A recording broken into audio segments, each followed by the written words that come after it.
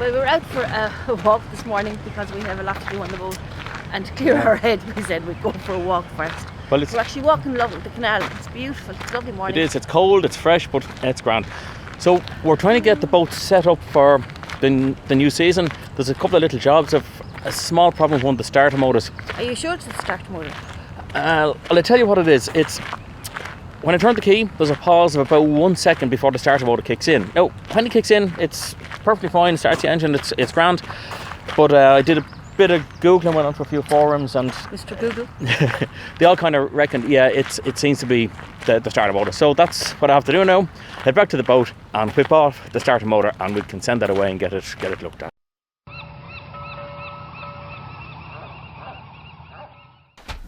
Well, Harv, where are we going to be going?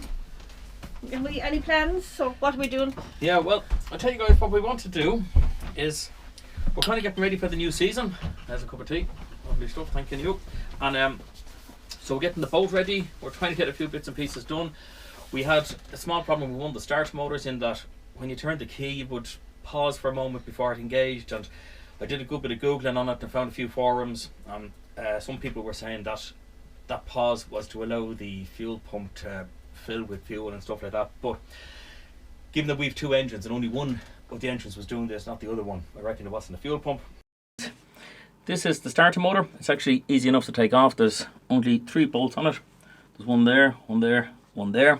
And the other thing then is to take off the positive feed, and to make sure to insulate that positive feed, because as true as day follows night, it'll hit off some piece of metal, and every piece of metal on the boat will earth it and cause little welding sparks.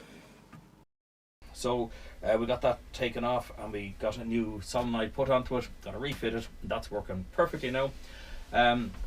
So we gave the boat a bit of a clean. We did. You wouldn't think it to look at it here at the moment, but we get the outside with a bit of a clean, and I can't understand why boats are painted white and that green mossy growth you get on them is green. So obviously somebody out there has to know something to put on the boat that green stuff will stop. Do you know what we're doing? Green paint. No, you see, if you painted the boat the same colour as the moss, wouldn't that be fine? That's what. Anyway. Next boat we get is going to be green mossy colour. So we got a few other bits done, but just with health and whatever, we haven't really been able to get out. In fact, we haven't started the engines yet at all. So we're hoping we'll get out maybe in the next few Thursday. weeks. Oh yeah, Thursday. Coming up, we want to get the boat lifted, because we try and get it lifted about every 3 years, isn't it? And we just want to replace anodes under the hull. Want to anti-foul it and just check and make sure it's okay, and so we're hoping to get that done, but it'll be a quick lift out of the water, get those jobs done and get it painted. It's just painted up as far as the water line and back into the water, and hopefully following weekend everything will be good and we'll get going the following weekend. Plan is we'll head back down to the Shannon. Yeah, you see, I'll show you where it is we want to go. This is where we are at the moment. Yeah. And we're going to travel all down the Shannon Erne Waterway, which is a beautiful waterway in itself. When we get to Leitrim, that's where the Shannon Erne Waterway meets the Shannon itself. But from there, we want to travel south. Now, a lot of this we have covered already in vlogs, right? So what we're going to do is we're going to try and race down over a few days. Well, it's going to take weeks, really, not days. Yeah. But we want to get it all the way down, right down to the very south, to where Marion comes from Limerick City. Okay, and Limerick City is I've often said before, it's the jewel and the crown of the Shannon. Beautiful. But there's a lot of work to getting into Limerick City, because I'll show you. You'll need one of them tide tables. You'll need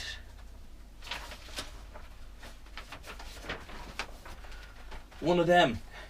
If you can get your hands on it, you'll need one of them. That's out of print. You can get by without it. I'm going to do a separate vlog on going into Limerick, and the reason being, there is a major obstacle. When you head down south, you get down through Loughree, you get to Lough Derg, you get to the very south of Lough Derg, and you come to the beautiful town of Killaloo, and most of the charts will say end of navigation. Now, end of navigation is end of navigation for hire boats. It is. They're not allowed to go any further. And it's something that when I see end of navigation, that's kind of like a challenge. You gotta have a go at it. But you can go into Limerick. You can go south of Killaloo and you can go into Limerick, but there's an obstacle in the way, and it is the massive Ardnacrusha Dam. This is it's a 100-foot drop through the dam. It is the single biggest descent of any lock in Europe. It's just, I think it's 102 foot or thereabout. It's just about the 100 feet anyway. And added into that, there's 4 turbines in the dam. Each one of those turbines generates 1 knot of current. So if you come out the other side of the dam and there's 4 turbines running, you just get washed down and out into sea. Okay.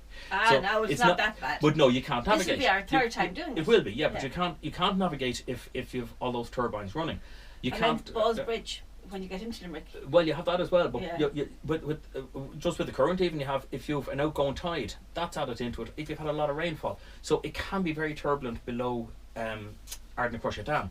So there's a lot of planning goes into it. So what we want to do is that'll be another block in itself, but we need to time it so that we exit the dam when we are just about 3 hours before high water in Limerick. That way the water will have come up, but it'll still be it'll have come up enough to take away some of the current. It won't have come up so high that we will lose air draft under the bridges, and it's try and get that balance right. But also we have to hope that there won't be turbines running in the power station, and herein lies the problem. You would suspect, and you'd be nobody will blame you for thinking that somebody in the power station decides when those turbines come on and when they go off, but they don't.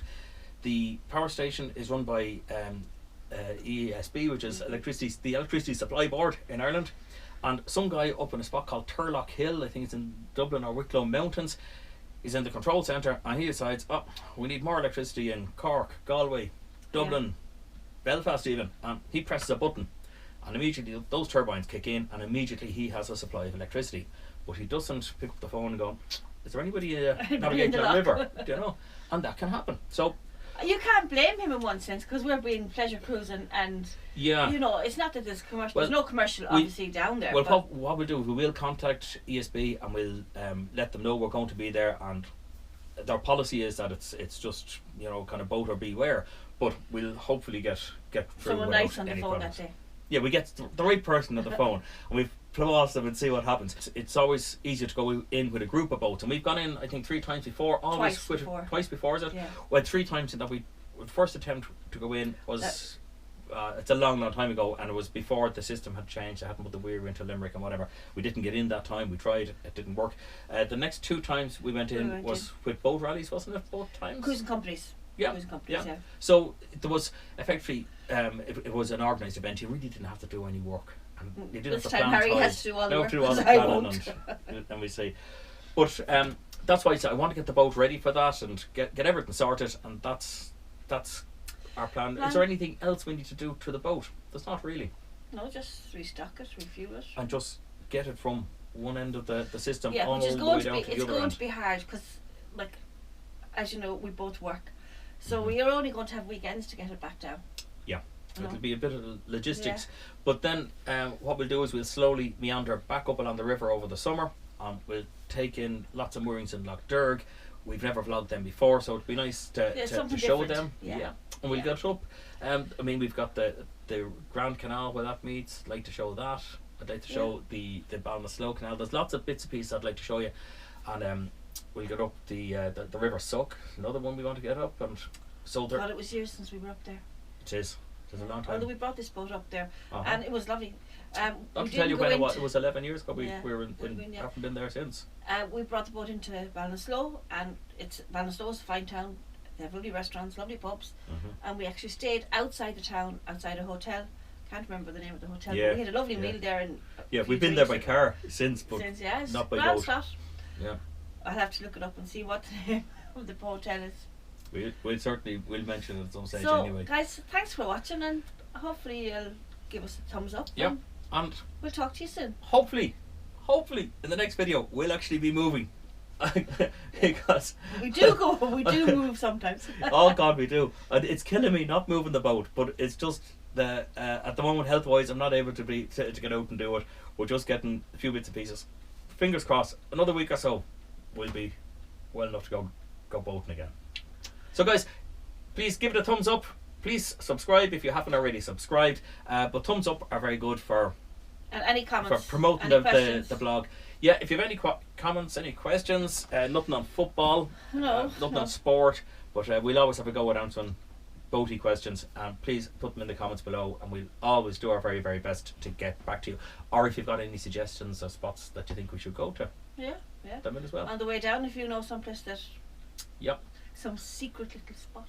Oh, of which there are many. Yep, So there again. Thanks for watching.